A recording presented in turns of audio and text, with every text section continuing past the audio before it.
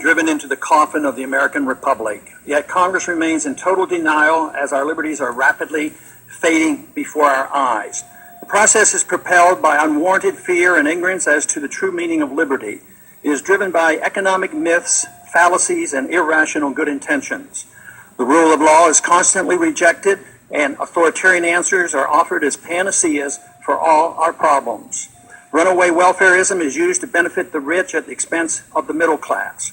Who would have ever thought that the current generation and Congress would stand idly by and watch such a rapid disintegration of the American Republic? Characteristic of this epic event is the casual acceptance by the people and the political leaders of the unitary presidency, which is equivalent to granting dictatorial powers to the president.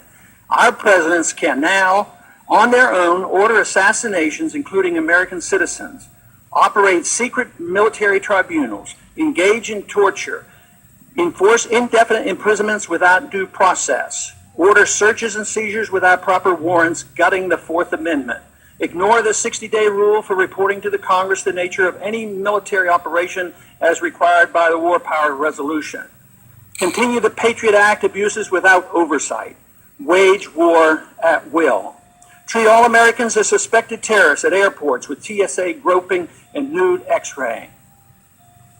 And the Federal Reserve accommodates by counterfeiting the funds needed and not paid for by taxation and borrowing, permitting runaway spending, endless debt, and special interest bailouts.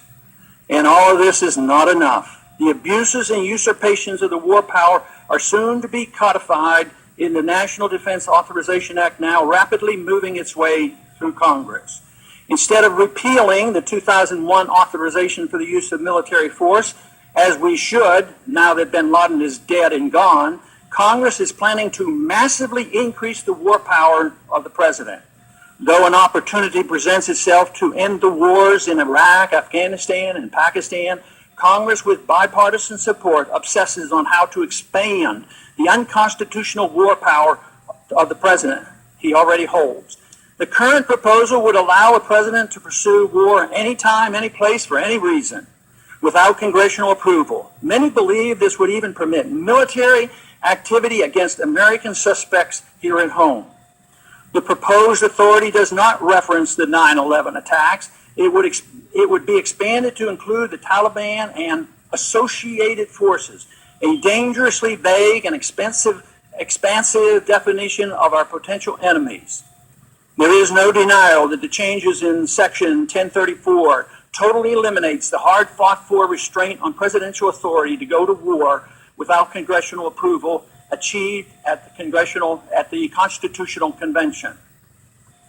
Congress's war authority has been severely undermined since World War II, beginning with the advent of the Korean War, which was fought solely under a UN resolution.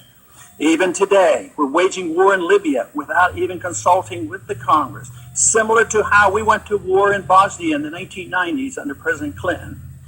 The three major reasons for our constitutional conventions were to guarantee free trade and travel among the states, make gold and silver legal tender, and abolish paper money, and strictly limit the executive branch's authority to pursue war without congressional approval.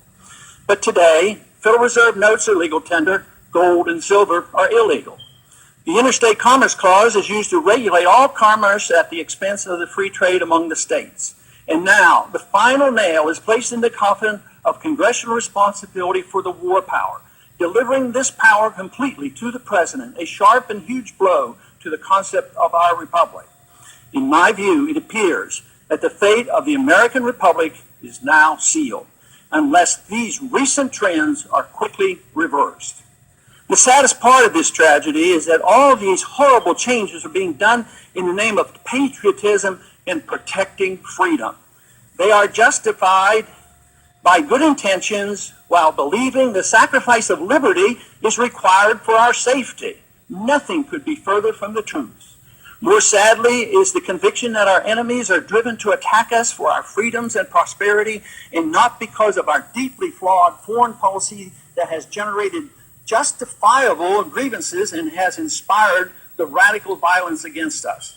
Without this understanding, our endless, unnamed, and undeclared wars will continue, and our wonderful experiment with liberty will end.